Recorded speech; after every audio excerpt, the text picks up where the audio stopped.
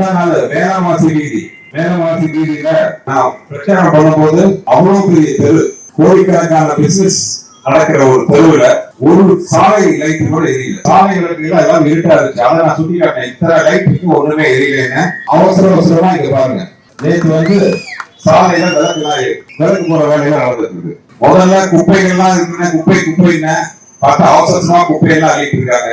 இதுக்கப்புறம் சாலையில விளக்கு எரியலன்னு சொன்னேன், சாலையில விளக்க போட்டு இருக்காங்க. இதெல்லாம் 5 வருஷமா பண்ணியிருந்தா மக்கள் ஏன் அவங்க இவ்வளவு கோபமா இருக்க போறாங்க? 5 வருஷமா மக்களுக்கான அடிப்படை தேவைகளை பண்ணல, அடிப்படை சேவைகளை பண்ணல.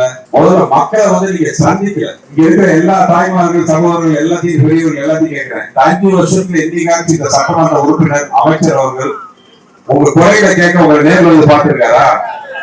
வரல. நான் ஆவாரம் கேட்கிறேன், எங்கேயாச்சும் ஒரு குரல் வந்தார் அப்படின்னு கேட்டு அந்த கிடைக்கவே இல்லை இது வரைக்கும்.